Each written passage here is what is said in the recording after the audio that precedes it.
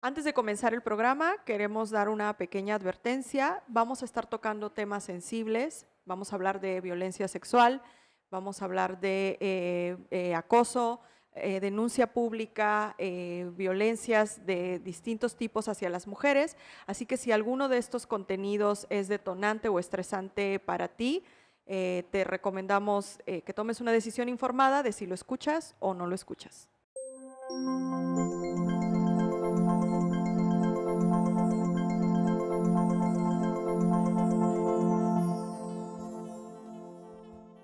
Bienvenidos y bienvenidas todas y todos a este nuevo capítulo de Inventar, el podcast de Chiapas Paralelo. Como sabrán, pues ya tenemos varios capítulos, este podcast que nace con la intención de hablar sobre temas medioambientales, sociales, culturales y coyunturales que se tienen en Chiapas.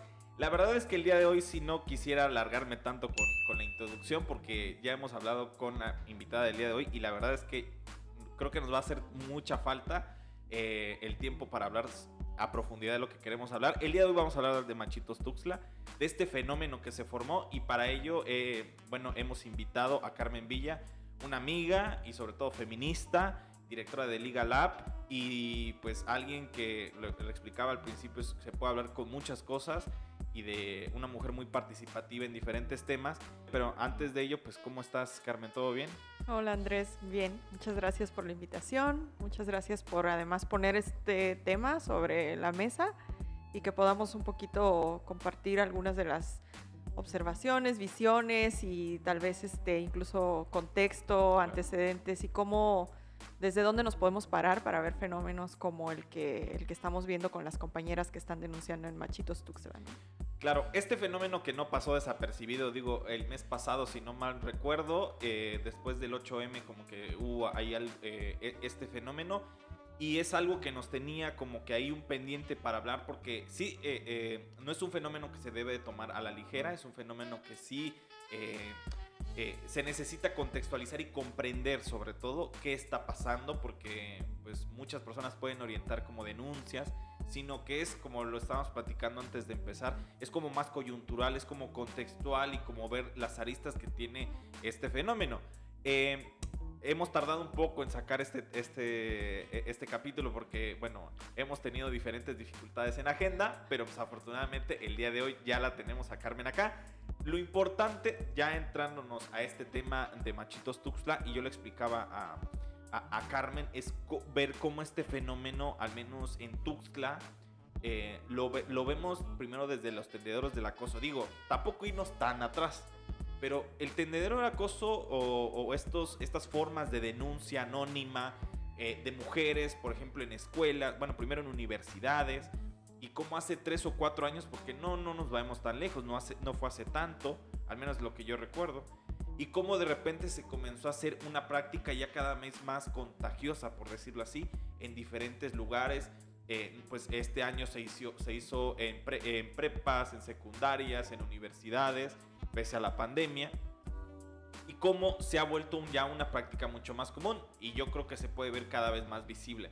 Otro hecho que se viene al lado de ello, pues es la marcha del 8M, ¿no? O sea, una marcha ya cada vez más multitudinaria, con mucho más sectores que se ven inmiscuidos, no solamente el sector feminista, sino también muchas personas que tal vez todavía no tienen esa conciencia feminista, o inclusive otros sectores poblacionales que están como en ese trabajo y que al final de cuentas se vieron visibles en la multitudinaria marcha.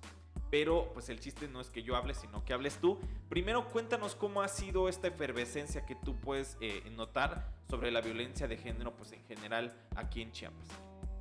Bueno, dijiste algo que me parece que es bien importante para entender el fenómeno de Machitos Tux y estos otros que por supuesto que están vinculados, que es y que pareciera que por ahí es donde como desde la única arista desde la que se entiende, que es la denuncia, ¿no? La denuncia pública y la denuncia anónima.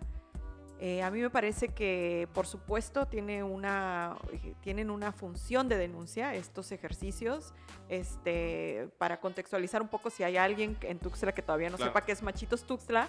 Es una página que abren de forma anónima, asumimos que es un grupo de mujeres que lo que hace es que recibe a través de mensajes directos, esto es en la plataforma de Instagram, denuncias de mujeres que quieren evidenciar a sus violentadores, violencia de cualquier tipo, violencias digitales, pero también violencias físicas, económicas y por supuesto violencia sexual.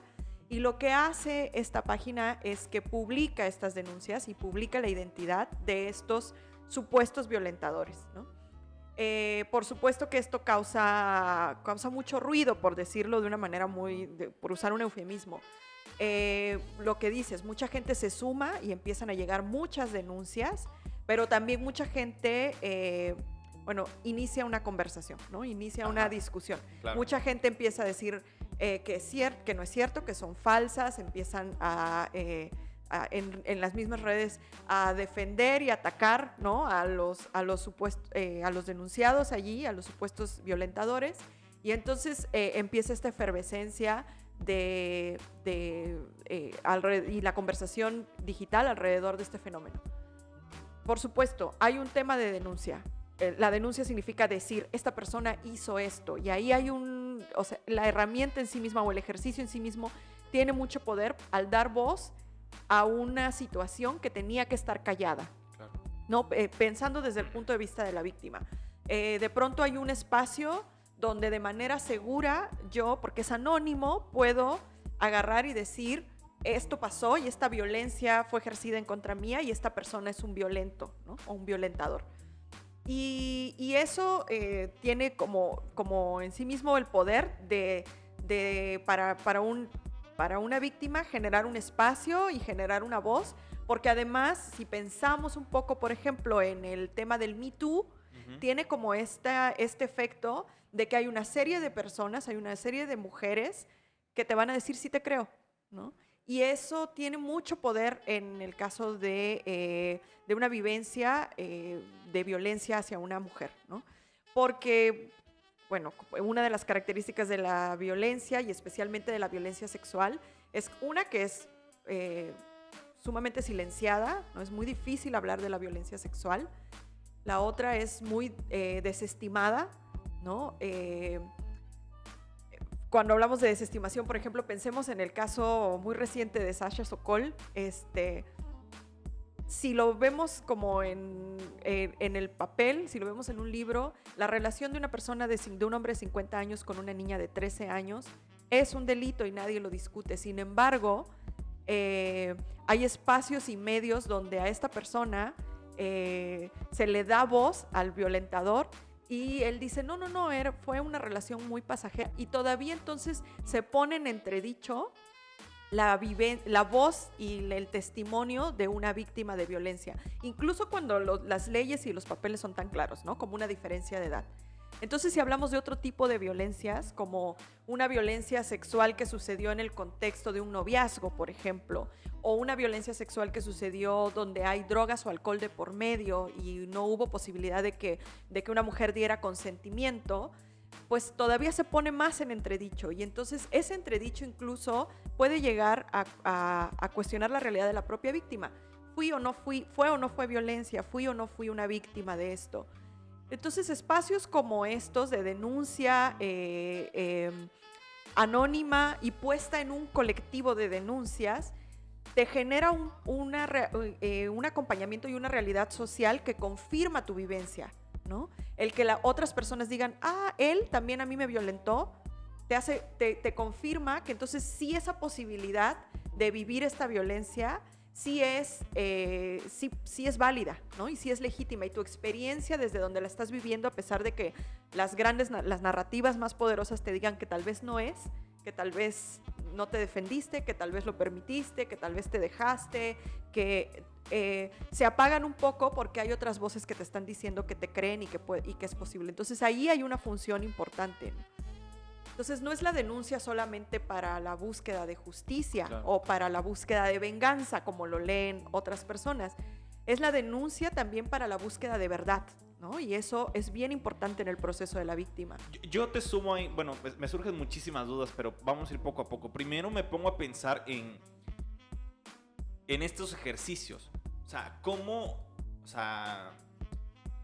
cómo la gente que no está cercana a estos temas, y qué lamentable que no estén cercana a estos temas, no llegan a comprender, ¿no? Porque primero yo lo tomo desde, nos hemos conocido desde hace tiempo por muchas cosas, pero sobre todo por el Observatorio Ciudadano, por ejemplo. Uh-huh. Y es típica que te preguntan qué onda con la cifra negra. ¿Y cuánto es la cifra negra? 90 y tanto, sigue siendo inmensa.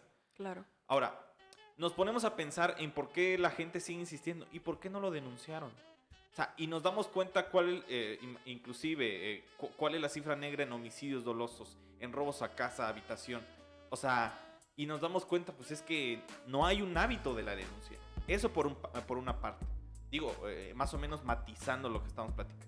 Y por otra parte es cómo estas instituciones aún estaban adormitadas. O sea, yo quiero ser muy claro en que existen algunas instituciones que sí ya tenían como que su comisión de género, pero inclusive muy pocas tenían como la Defensoría del Estudiante, y como que ahí se veía, pero como un espacio como de denuncias así sueltas, ¿no? O sea, claro, denuncias de carácter diferenciado al tema de la violencia de género contra las estudiantes o maestras, y cómo ya estas estas partes de estas instituciones se han visto como fortalecidas, ¿no? La UNACH creo que acaba de sacar un decálogo o un tema así. Y un protocolo de atención. Un protocolo de actuación.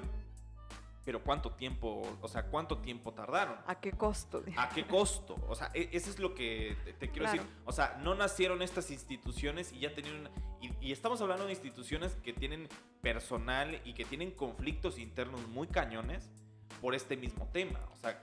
Y ahí te quiero comentar dos cosas que nombraste que son muy importantes. Una, antes de que tal vez pasemos a hablar de las denuncias, esto que dices, la gente no está empapada, y qué pena que no esté empapada. Esa es otra función de este tipo de ejercicios, ¿no?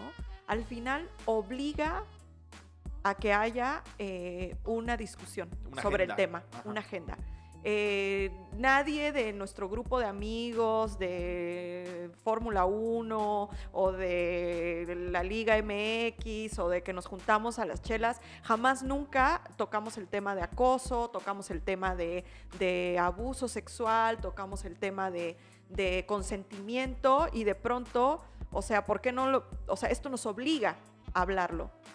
Nuevamente, lo que te decía antes de que empezáramos, qué lástima que sea así. Ojalá pudiéramos como tocar estos temas y hablarlos, no desde que vemos a nuestro compa ya escrachado en una página, exhibido, pero que lo pudiéramos hacer de otras formas, ¿no? Y de formas más proactivas, y que tengamos conversaciones sobre las violencias que ejercemos, porque vivimos en un sistema heteropatriarcal en el que nos crecimos todos y todas, que normaliza las violencias, en una cultura machista que asume una serie de dinámicas entre hombres y mujeres, que perpetúa violencias y que perpetúa modos de relacionarnos que no están bien, ¿no?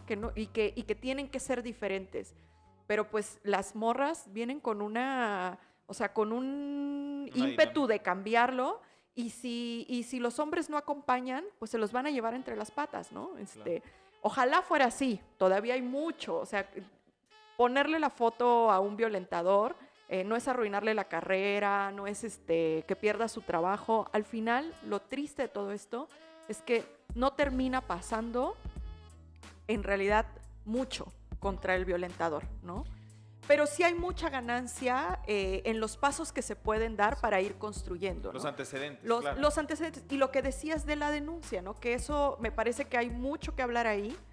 Cuando hablamos de denuncias, una que le estamos apostando siempre para que legitimemos una violencia y legitimemos la narrativa de una víctima, a que haga la denuncia oficial, ¿no? La institucional. Ve y di en una fiscalía, ante un ministerio público o ante las instancias de recursos humanos en la empresa donde trabajas, o con los órganos que hayan en tu escuela o en el espacio en donde se haya dado la violencia, y denuncia oficialmente la violencia.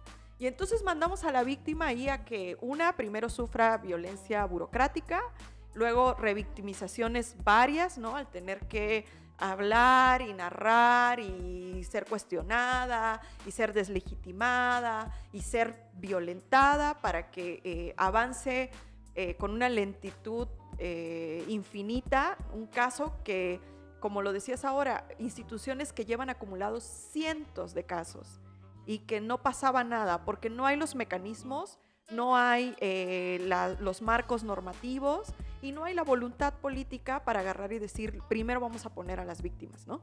Entonces,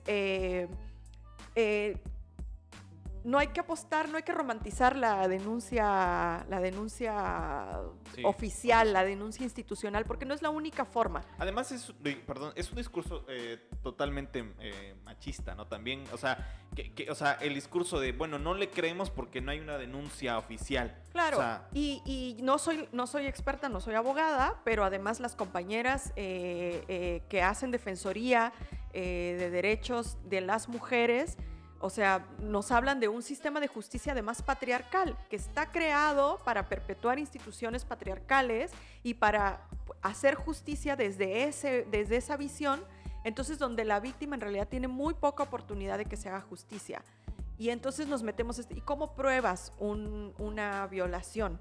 Y cómo, si al final es el decir de la víctima versus el decir del acusado.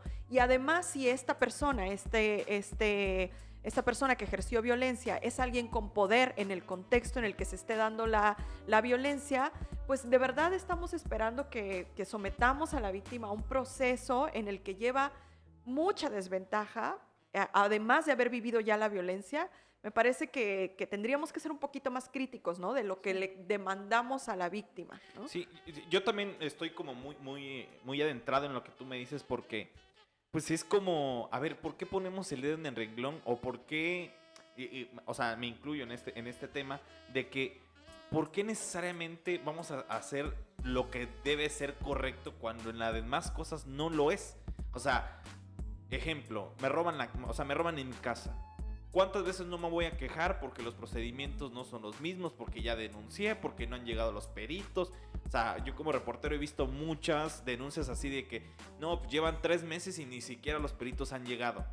Y ahora, en este tipo de denuncias, bueno, no, pues que sigan los mismos procesos, o sea, que hablen ya cuando tengan un veredicto de un juez, cuando nos estamos dando cuenta que en la realidad eso va a llegar muy lejos porque nuestro sistema de justicia está colapsado, ¿no? Entonces, justo, sometemos a un escrutinio a las víctimas de violencia sexual o violencia de género y no medimos con la misma vara como otros procesos, ¿no?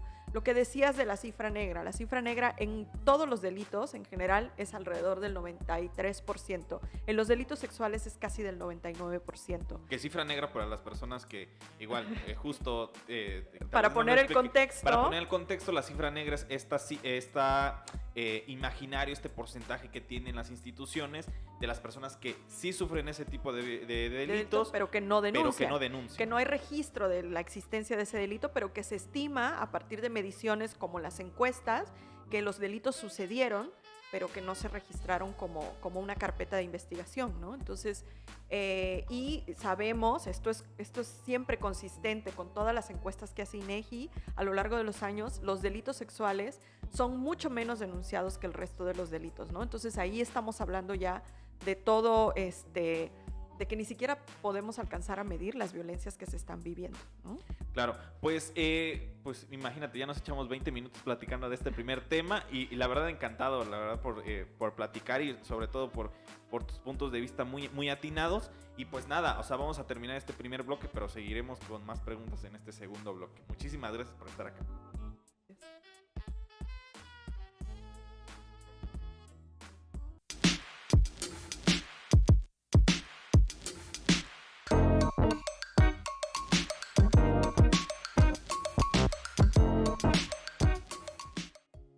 Y bueno, regresamos con este segundo bloque de este capítulo, que la verdad es que qué buen capítulo, porque estamos, o sea, justo estamos haciendo lo que nosotros, la misión que teníamos al principio, que es debatir sobre temas que o sea, temas que son realmente interesantes en estos últimos momentos. Y Y directamente voy a la pregunta. ¿Qué se vio en esta cuenta de Instagram? Que de hecho las mismas, como tú dices, nosotros asumimos que son mujeres, porque al menos así era el discurso, que recibían muchísimas denuncias. O sea, que recibían muchísimas denuncias, pero tú, ¿qué lectura le viste? Porque seguramente estás empapada de ello.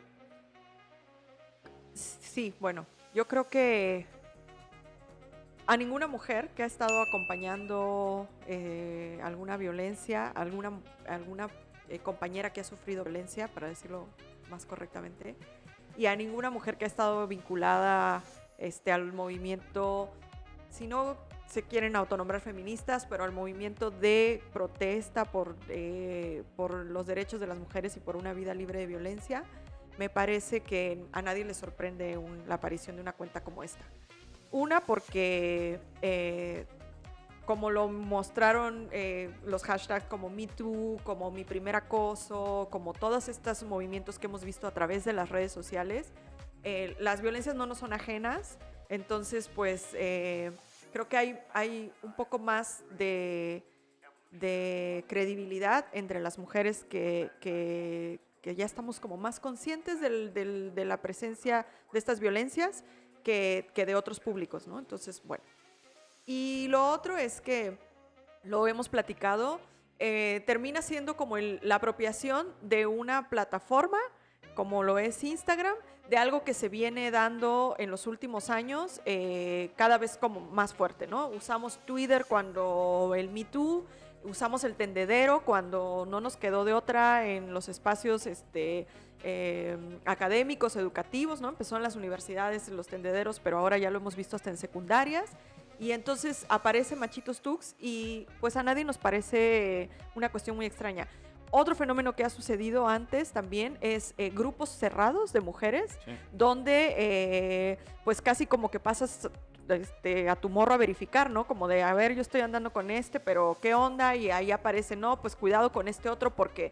Y entonces termina volviéndose un espacio donde de alguna manera también encuentras protección y acompañamiento, ¿no? Como de, a mí me buscó, pasó esto, o con él nunca nadie ha tenido problema, no, yo tampoco, también anduve, pero todo bien. Y termina siendo espacios también que nos construyen seguridad alrededor de las mujeres en un país que mata a 10 mujeres al día, ¿no? Entonces,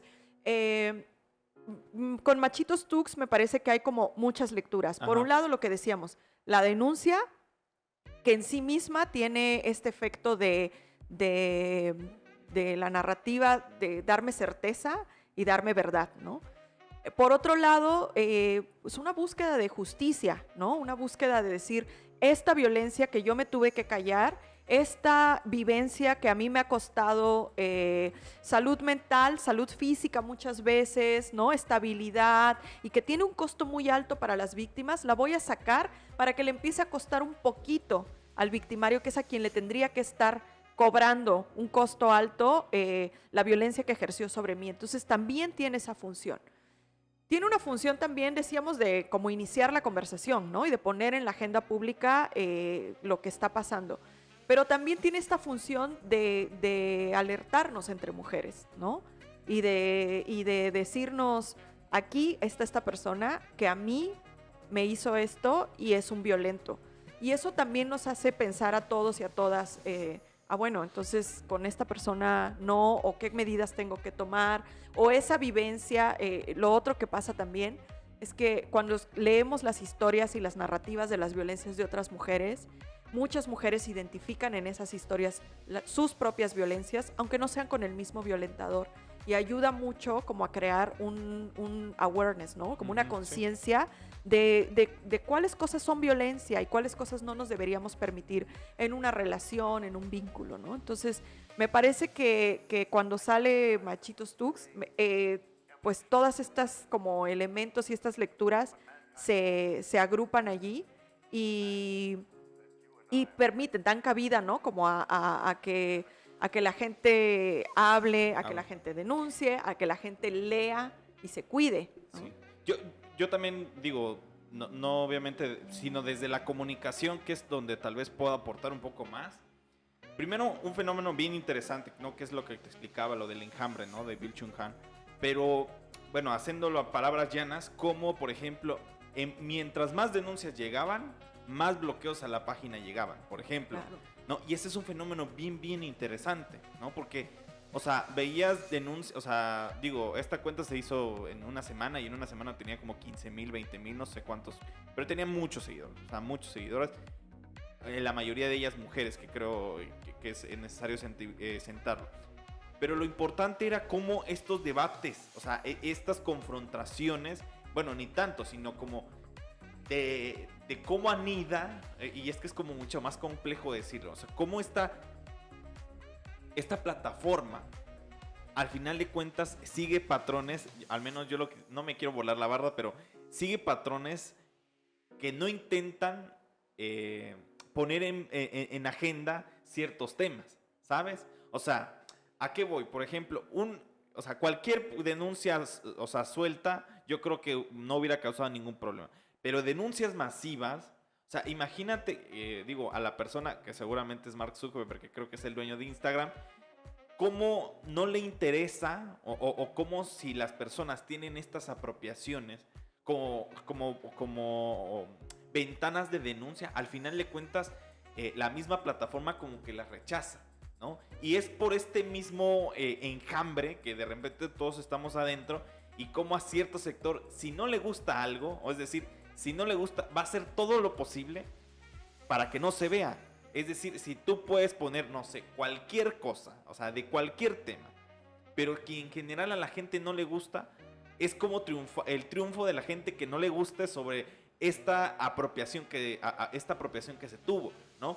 Al final de cuentas, en este tipo de denuncias, las chicas, porque nuevamente asumimos que son mujeres, sí eran reiterativas en decir, nos están bloqueando la página, hacemos una alterna.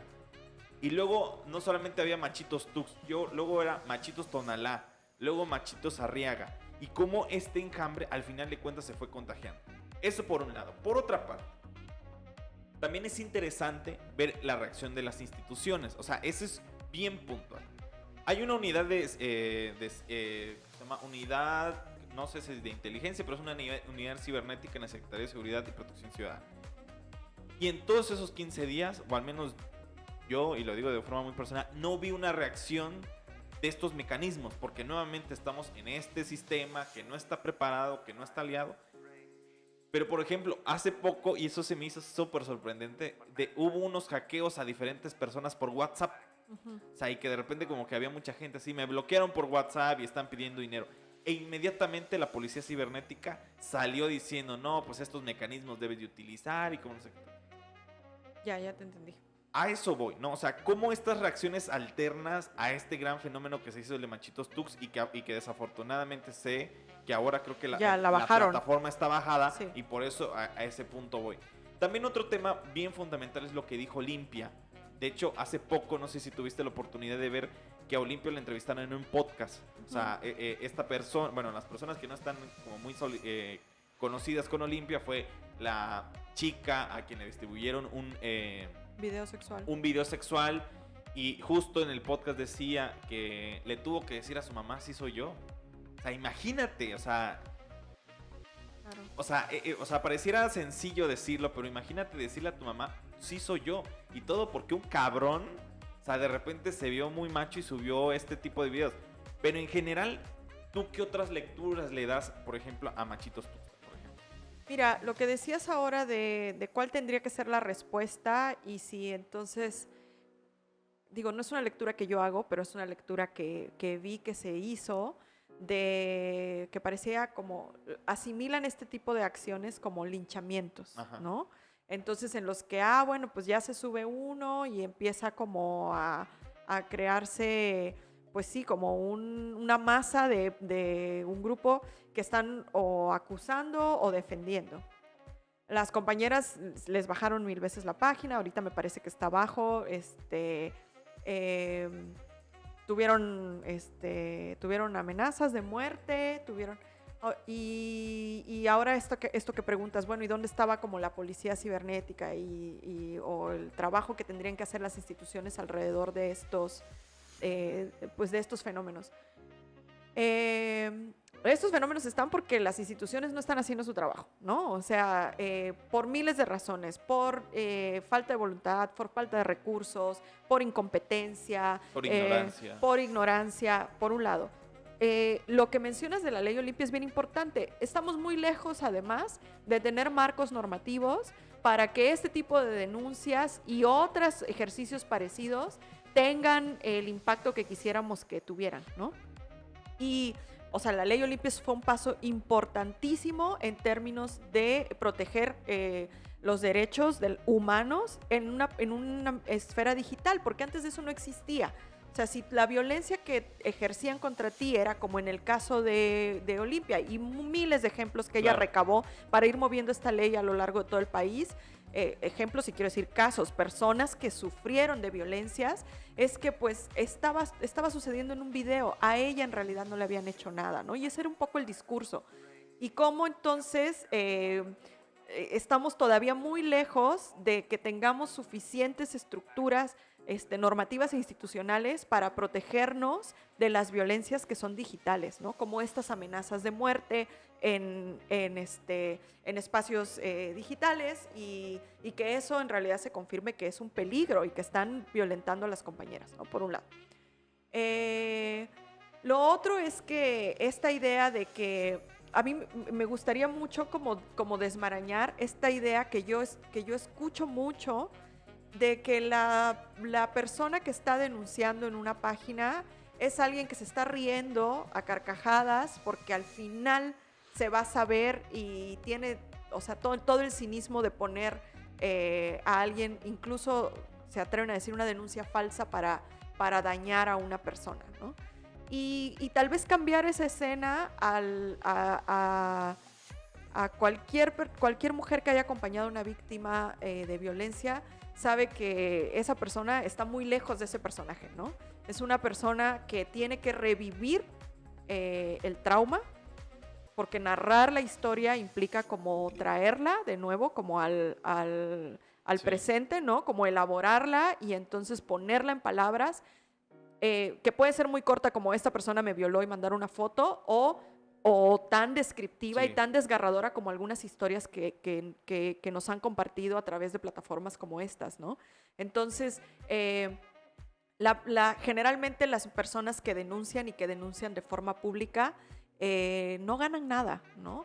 O si ganan, terminan siendo luchas muy largas. Hoy todos conocemos a Olimpia como esta mujer poderosa que transformó un país y que sí lo es, pero por años... Y ella lo dice, ¿no? La gordita, la gordibuena del video, ¿no? Y así empieza ella su historia. Entonces, ¿cuántas víctimas no hacen procesos emocionales donde su salud física, mental, se ve sumamente disminuida y afectada a partir de estos procesos de violencia? ¿Cuántas mujeres se suicidan? ¿Cuántas mujeres pierden a sus hijos en procesos de violencia, a sus hijos e hijas? ¿Cuántas mujeres no tienen autonomía económica para enfrentar un proceso? Entonces, pensar que una mujer que denuncia es esta persona que se está riendo para que al final al ex amante o al ex novio la gente lo conozca por lo que es, pues estamos muy lejos de ahí, ¿no? Generalmente es una persona que reunió mucho valor para poder poner al público algo que al final la va a vulnerar a ella, pero que prefiere que la vulnere de esa forma a que se siga quedando en el silencio, a que se siga deslegitimando su historia y a que nunca, de ninguna manera posible, llegue la justicia, ¿no? Entonces, es bien interesante ver cómo nos es muy fácil creer que la mayoría son mentirosas, que la mayoría son denuncias falsas porque conocemos a nuestro amigo, porque conocemos al doctor, porque conocemos al maestro, porque conocemos al licenciado, y cómo es posible, no lo podemos creer, que cuestionarnos realmente la posibilidad de que esas personas que queremos y que esas personas que nos son cercanas hayan ejercido una violencia. Y aquí hay algo que muchas feministas ponen mucho sobre la mesa, ¿no? Y lo dicen con esta frase que a veces no es tan comprensible. Dice, no son monstruos, son hijos sanos del patriarcado. Pero es justo como desmitificar la figura del violador y del violentador, que no no es lo que vimos en las películas del 5 durante todos los 90s, que es alguien que tú vas caminando en una calle oscura y se baja de una vagoneta y te jala y te mete en un sótano lleno de cabezas de muñecas y todo. O sea, los violadores son los hermanos, son los novios, ¿no? Son los amigos de la facultad, son los profesores, son los padres, y son gente que tiene familia, que tiene vida religiosa, vida espiritual, que tienen presencia social, que tienen credibilidad pública, ¿no? Sí. Entonces, quitarnos la idea de que el violador es ese monstruo lejano que lo perturbaron en la infancia, porque están entre nosotros y tenemos que aprender a cuestionar esas violencias, ¿no? Sí, y justo es lo que, o sea, esto nos va a llevar mucho, pero justo es lo que estábamos hablando del poder. O sea, de cómo el hombre es, o sea, pareciera mentira lo que estamos diciendo, pero pues el hombre en esta estructura patriarcal y en este sistema patriarcal construido para hombres y en hombres, es justo esta idea. O sea, por ejemplo, de un padre a una hija, obviamente hay una figura de poder de ser el padre a la hija, de un padre a una sobrina. Ejemplo, tú lo decías, de un padre religioso a una, no sé, a una monja, pues hay otra figura de poder. Claro. Y cómo los hombres, inclusive en estas figuras, o sea, inclusive en figuras pares, nos imaginemos un hermano y una hermana. Siempre el hombre, al final de cuentas, tiene ese... no podemos describir el poder, pero sí lo podemos decir, o sea, esa figura de poder. Y cómo al final de cuentas estas denuncias, pues sí visibilizan nuevamente el poder que tiene el hombre ya, no sé, inherente desde que nació, ¿no? No, el poder como un nombre muy general, ajá, pero además la voz del hombre por encima de la voz de la mujer, ¿no? Y entonces creo que por eso la apuesta es colectiva, porque pues podrás callar la voz de una, pero si ya somos 18 las que te estamos acusando, pues ya esas 18 voces juntas tienen un poquito más de poder. Y si somos 8,000 mujeres tuiteando, pues entonces ya es muy difícil que no nos escuchen, ¿no? Entonces me parece que estos ejercicios como Machitos Tux y decíamos antes de empezar esto, ¿no? Como este movimiento tipo enjambre en el que, bueno, vámonos todas juntas y empecemos a denunciar. En este caso me parece que es sumamente positivo, ¿no? Porque es en esta vorágine de voces que entonces el discurso empieza a tener un poquito de poder. Porque si soy yo alumna contra mi profesor, está muy difícil, exacto, que alguien escuche, ¿no? Pero si somos todas las alumnas tomando la universidad, haciendo una huelga y demandando que se escuchen las cientos de denuncias, híjole, pues se tienen que sentar, ¿no? A una serie de mesas de trabajo, por decir un ejemplo, y sacar un protocolo, ¿no? Sí, y luego, bueno, ya nos faltaría mucho tiempo, pero por ejemplo, como todos estos, y es nuevamente... yo digo que la rabia que al final de cuentas le queda a la víctima, porque todo el mundo piensa, bueno, ya se cerró, pues ya, nos imaginemos, ¿no? Ya hicieron su escándalo, todo, pero la rabia que le da de quedarla a la víctima, por ejemplo, yo siempre me estoy revocando al pasado. Ahora, imaginemos a las personas que ya llevan 3 o 4 años en el tendedero del acoso diciendo mi profesor me violenta, mi profesor me violenta, mi profesor me violenta, y termina la preparatoria y sí apareció en el tendedero del acoso, pero no pasó nada. Claro. Y es el mismo ejemplo, al menos que yo pude, y la lectura que le doy, de que qué lamentable que, por ejemplo, que estos ejercicios, en vez de que las instituciones estén diciendo, venga, o sea, busquemos otros ejemplos, no solo, porque no nació en Tuxtla, o sea, claro, o sea, son fenómenos que tienen otro nombre en México, que tienen otro nombre en Shanghái, o sea, tienen otro nombre, pero que ya seguramente han adoptado diversas como protocolos, diversos sistemas para llegar pues a este tipo de soluciones al final para tratar de este tema de soluciones. Y a mí se me hace muy lamentable que, o sea, denuncias, y lo estábamos platicando al principio, denuncias que son extremadamente fuertes, o sea, como a mí me violó, él también a mí me violó, y que de una misma persona, inclusive yo veía denuncia 3 de fulanito de tal, y decías, no manches, este está a un paso de matar a una mujer, o sea, y cómo al final de cuentas termina este fenómeno, y el güey, o sea, seguramente sí está como muy cohibido, pero ¿qué está pasando con él? ¿Qué está pasando con las instituciones? Pero bueno, después de ello vamos a seguir ya con un tercer bloque, ya vamos a ir cerrando todos estos temas y nada, pues espero que se queden en este tercer bloque.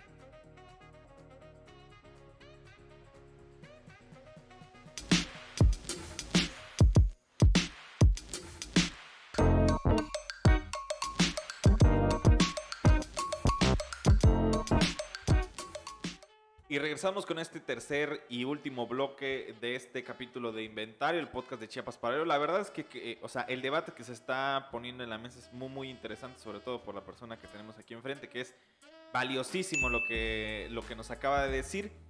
Pero recuerdo, o sea, ahorita justo lo que estábamos platicando, recuerdo mucho lo que tú decías y retomo eso, ¿no? De que cómo en los círculos de... Bueno, estamos hablando del tema virtual y el tema, o sea, fuera de línea, ¿no? Cómo es muy complicado hablar de estos temas en círculos. O sea, como dices tú, o sea, no vas al estadio a preguntar, oye, fíjate que fui violada. Oye, fíjate que me acosó tal persona. O sea, no vas ni a comidas, o sea, cercanísimas, o sea, a platicar. Y eso me queda muy, muy en la mente. ¿Por qué? Porque dices, bueno, entonces... el mecanismo o el sistema, ¿qué quiere? Pues que se callen. O sea, esa es la lectura que yo le doy. O sea, al sistema o al mismo, a la comunidad machista, porque yo le digo así como que la comunidad machista en el que estamos todas y todos, porque así fuimos creados, le conviene mucho más que no se hablan de estos temas que, como tú bien dices, causan escozor, que evitamos el tema y que al final le cuentas, y lo que te decía, no sabemos cómo actuar. Ahora, lo platicábamos antes de que terminara el cortes, ¿qué vía deberíamos tomar al pensar en la víctima cuando de repente, porque no solamente pensamos en Machitos Tuxtla, al menos yo sí he tenido como 2 o 3 personas que de repente dicen, miren, fíjese, yo fui en el taxi y de repente me pasó esto y lo único que haces como unos fenómenos bien curiosos es de, pues te mando mucha fuerza, si necesitas aquí estamos, o sea, pero en verdad, ¿cómo podemos apoyar a las víctimas? Bueno, creo que está muy vinculado a las dos cosas que nombraste, ¿no? Una, cómo podemos tener conversaciones más serias, más resolutivas alrededor de las violencias, ¿no? Y que no se vuelvan, porque sí se conversan, especialmente cuando suceden estos casos que se vuelven más públicos o cuando hay una vivencia en casa de violencia. El problema es que se conversan desde el entendimiento, ¿no? de las estructuras machistas y de las estructuras pues heteropatriarcales en las que nos hemos educado, ¿no? Entonces, muy difícilmente tienen una conversación que termine en justicia, en reparación para las víctimas. Muy seguramente todos hemos escuchado a un abusador, muy seguramente, y hemos escuchado la narrativa desde ahí, pero no sabemos identificar las violencias o no queremos identificarlas porque entonces nos atraviesan y nos vuelven también abusadores, ¿no? La manera en cómo hemos normalizado muchas violencias, también lo hacemos en el discurso, ¿no? Sí, yo te robo un segundo, que creo que antes de la frase mítica, romper el pacto. Romper el pacto, pero creo que habría que, o sea, que a partir de la idea de que, pues, para romper el pacto tenemos que empezar a entender qué es el pacto patriarcal, y creo que podemos acercar acciones más sencillas que sí son romper el pacto, pero que todos y todas podamos entender, ¿no? Mira, los memes son buenísimos para esto. Decíamos, hace unos años a nadie le parecía mal este comercial de papitas, creo que era Doritos, así de la gente burlándose de una chica porque se había viralizado un video sexual. Y hoy tenemos la ley Olimpia, ¿no? Entonces, ¿qué cosas nos tenemos que preguntar de nuestras propias historias, de nuestras propias vivencias, de nuestras narrativas, de nuestros propios vínculos, de nuestro grupo de amigos que hemos perpetuado y normalizado violencias? ¿Cómo nos hemos referido y burlado al cuerpo de las otras o de los otros? cómo asumimos que el profesor que liga y que pide favores sexuales o que pide acercamiento de parte de las alumnas es parte de nuestra educación y de nuestra vida universitaria y nunca lo cuestionamos, ¿no? Entonces, pequeñas cosas que ahora en estos movimientos nos es muy evidente que son violencia. Entonces, ¿cómo empezamos a nombrarlas? ¿Cómo empezamos a revisar las propias violencias que nosotros ejercemos? ¿Y cómo empezamos una conversación con nuestras familias, con nuestros amigos y amigas, de que pues no está por ahí, ¿no? Que no podemos seguir teniendo las mismas conductas? No hay forma de hacerlo diferente si no nos empezamos a reeducar todos y todas, ¿no? Entonces, por un lado, ¿cómo hablamos de estas violencias de una forma en que nos permitan acompañarnos y renunciarlas, ¿no? Esta es una conversación que tenemos constantemente, bueno, que se tiene constantemente en grupos feministas y en grupos de mujeres, ¿no? Bueno, ¿qué hacemos con los violentos, pues? O sea, ¿cómo estamos imaginando el mundo? Y hay un grupo, lo platicábamos también fuera de la grabación, los feminismos son muchos. Y las luchas de las mujeres son muchas y hay quienes tienen una idea de cómo debe hacerse y están como las compas que son separatistas, que no se van a vincular políticamente con hombres o sexoafectivamente con hombres y está bien, pero vemos quienes no y entonces ahí cuál es el camino, ¿no? O sea, y hay una apuesta que se hace también de que si bien hay compañeras que dicen no es nuestro trabajo educar a los hombres y tendrían que empezar a autoeducarse y tendrían que empezar estas conversaciones también ellos y tendrían que, pero lo cierto es que pues ¿qué hacemos de mientras? ¿No? Uh-huh. Están ahí, ¿no? Son nuestros hermanos, son nuestros maestros, son nuestros padres, son nuestros hijos, ¿no?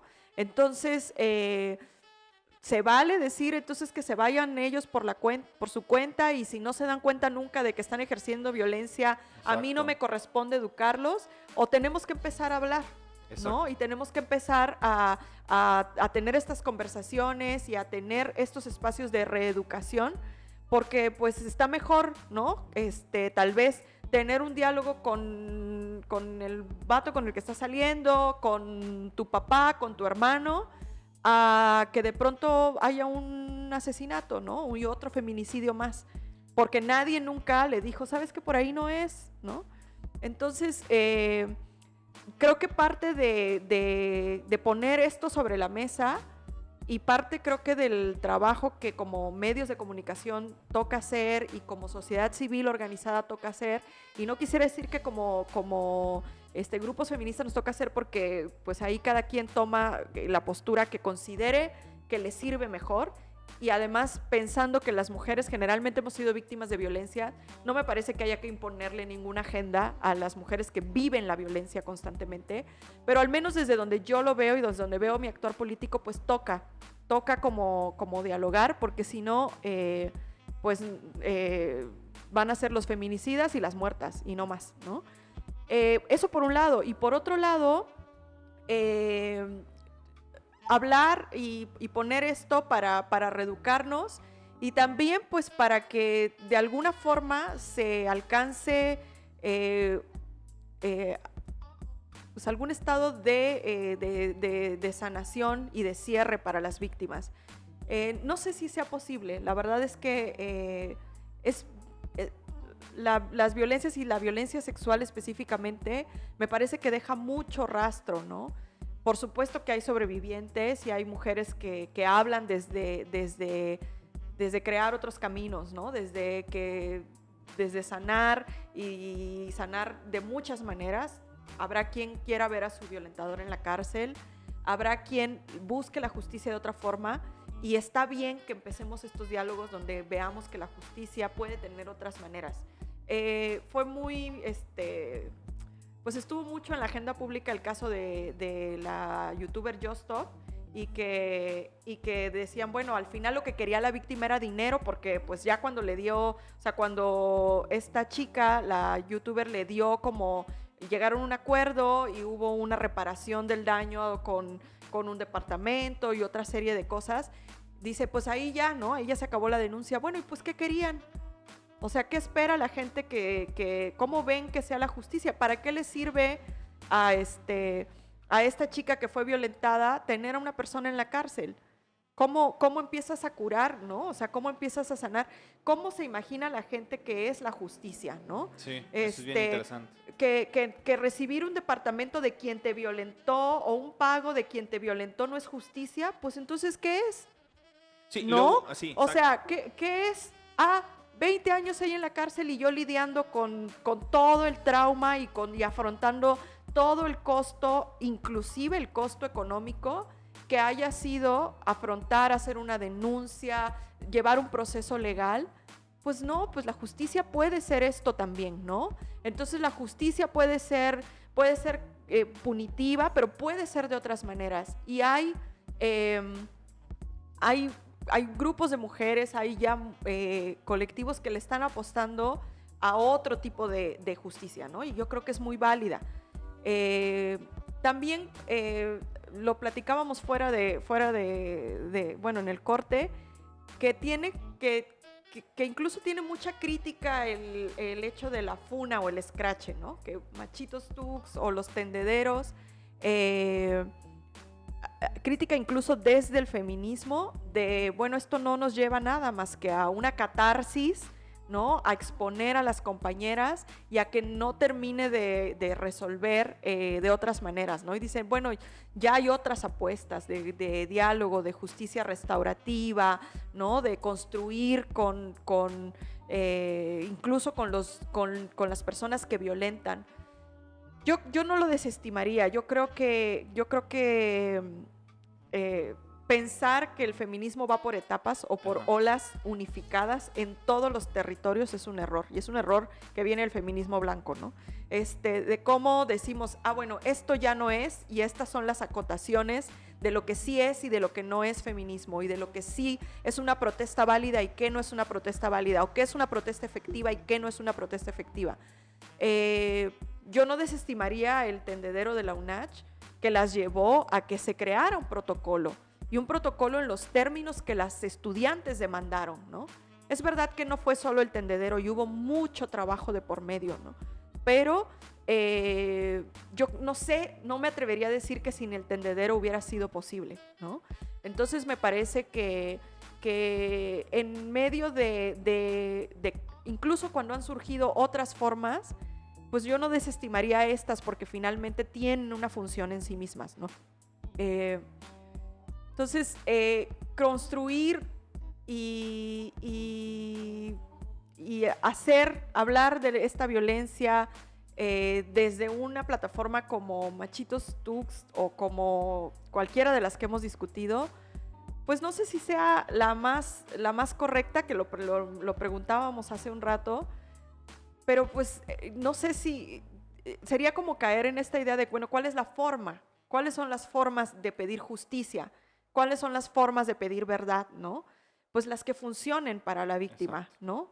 Las que nos acerquen más a un estado lo que nos acerque más a la justicia, lo que nos acerque más a la paz con nosotras, ¿no? Lo que nos acerque más también como a la prevención y a la seguridad, ¿no? Sí. Entonces, ojalá hubiera otras, ¿no? Porque creo que incluso las pone en riesgo, ¿no? Que es un poco lo que critican, ¿no? O sea, hubo amenazas, en los tendederos hubo un momento en que hasta las apedrearon, ¿no? Sí, yo ahí te ayudo en decir muchas cosas, o sea, me pongo en silencio, pero estoy ahí como reformulando varias preguntas. La primera es que mucha gente pensará que lo puede hacer cualquiera. O sea, pero imaginémonos del momento en que sucedió a ahorita, que ya van como más de un mes, ¿quién se ha animado a volver a hacer un Machitos Tuxtla, por ejemplo? O sea, es que es un tema coyuntural, es un tema, así como te decía, un tema de enjambre, ¿no? Y cómo no es que de la noche a la mañana salgan denuncias, y es como justo este contagio, que es lo que más o menos mencionabas, de que, mira, mi amiguita que ella está denunciando, yo también voy a denunciar, y ella también va a denunciar. ¿Y cuántas personas no denunciaban? Y ahorita nuevamente es como, a ver, o sea, nos imaginamos, el día de mañana alguien le inicia, es nuevamente volver a hacer ese fenómeno, pero no pegaría como tanto como este fenómeno. Y luego también pensar, y tú lo decías también en este rollo filosófico, ¿no? De cómo vamos a convivir al final de cuentas. Cómo convivimos con estos violentadores y con estas personas que sí tuvieron... O sea, obviamente, y yo te lo decía en el corte, sí habían cuestiones muy delicadas, o sea, muy, muy delicadas, que sí decías, no, este compa sí tiene que necesitar un proceso. Pero las personas, como todas, o sea, al final de cuentas... Y yo sí creo en este rollo de, tú misma la mencionabas, en el rollo de la sanación. ¿Cómo al final de cuentas dar una alternativa? No sé si sea la alternativa, la verdad, o no sé si exista, pero cómo estas personas, que el victimario y la víctima, cómo pueden alcanzar la sanación, porque al final de cuentas es un tema que te marca toda la vida. O sea, Sí, de lo que comentas, tal vez como mencionar dos cosas. Una, que esto que decías, ¿no? Había casos que eran terribles y había casos que no eran tan terribles. Y también ahí nos toca cuestionarnos cuáles son las violencias que permitimos, claro, ¿no? sí, Y cuáles son las violencias que ya, esas no. que Pero hemos normalizado. Claro. Que están tan normalizadas que decimos, ah, bueno, pero bueno, si solo le puso el cuerno como 8 veces y no sé qué, pues eso no es tan grave, pues es hombre. No, ¿sabes? O sea, al final es bien grave, digo. Por supuesto que hay violencias que tienen un impacto y por eso se llaman delitos de alto impacto, como una violación o un feminicidio, pero al final, pero justo como no nos saltemos como a esta narrativa de hay violencias que sí nos vamos a permitir y hay violencias que son muy graves, ¿no? Porque además, desde cómo se entiende la violencia feminicida, es una violencia escalable, ¿no? Que empieza con, o sea, que puede empezar con burlarme de ti, minimizarte, ¿no? Ignorarte, aislarte, hasta el feminicidio, ¿no? Entonces, yo creo que ninguna violencia debería permitirse y normalizarse, ¿no? Ahora, no sé si todas las violencias deben castigarse. Y ahí hay gente como mucho más experta para hablar desde otros tipos de aproximaciones para la sanación, ¿no? Y una que me parece que es muy interesante, no soy una experta, pero me parece que desde la voz de las víctimas ofrece como alternativas de paz, de a lo mejor de sanar y de cierres como muy dignos, es la justicia restaurativa, ¿no?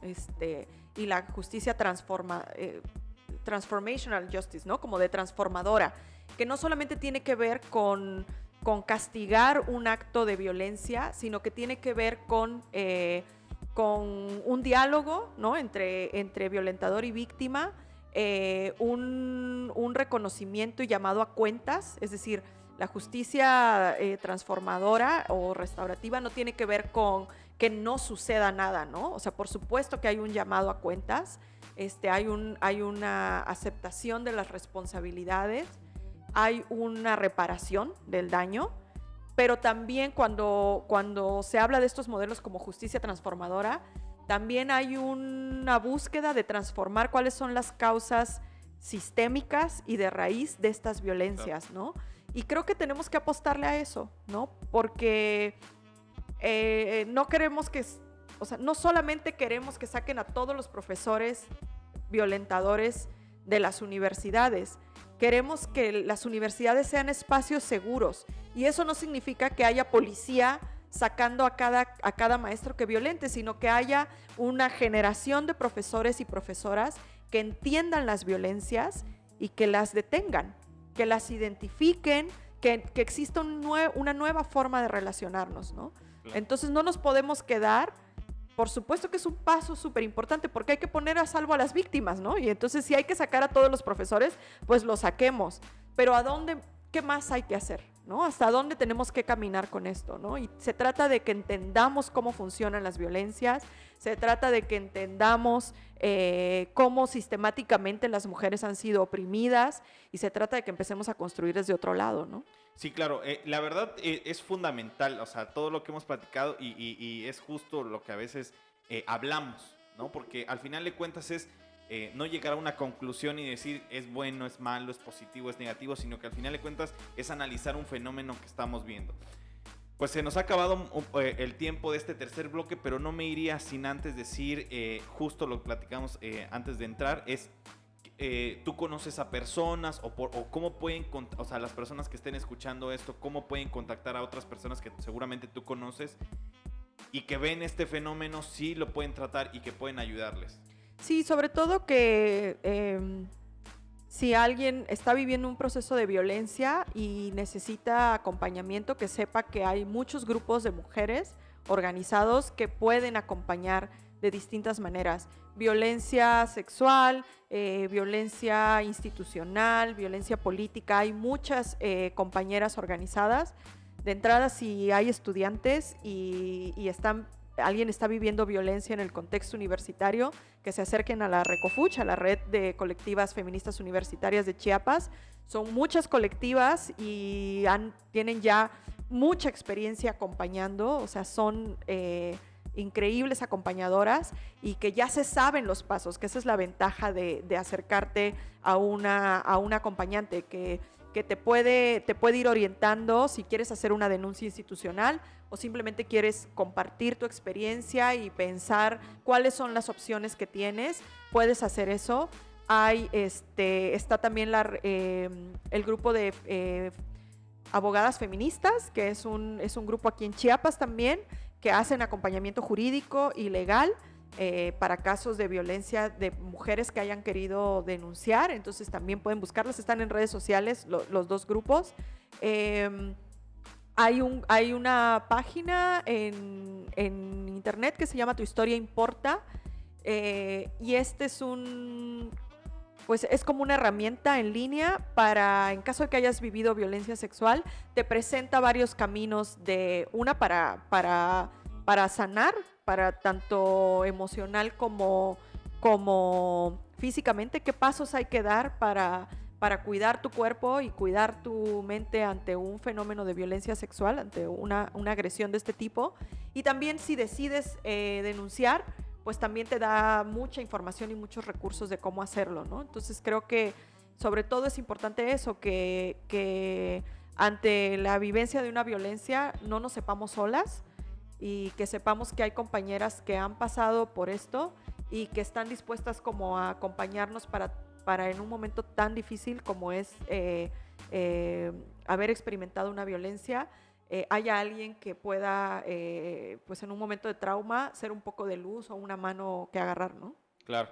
Y pues la verdad le agradecemos mucho a Carmen que haya estado con nosotros porque como ven, pues, es una experta en el tema y sobre todo tiene mucha claridad en diferentes temas, pero lo más importante es que tiene mucha claridad en el tema de justicia, que creo que es un tema que ya cada quien ha agarrado como que su justicia como por sus interpretaciones y es muy importante la lectura que tiene ella. Pues mi nombre es Andrés Domínguez, soy reportero de Chiapas Paralelo y agradezco que en este capítulo haya estado Gustavo Coutinho en la realización de este capítulo de este podcast y al final de cuentas recordarles a las personas que este podcast se puede ver y escuchar, se puede ver en YouTube, www.youtube.com/Chiapas Paralelo TV y ahí va a estar, hay una lista de reproducción con los demás temas que hemos tenido y está en Spotify, en Apple Podcasts, en Google Podcasts, en Facebook Podcasts y todo lo que termine en podcast, ahí está.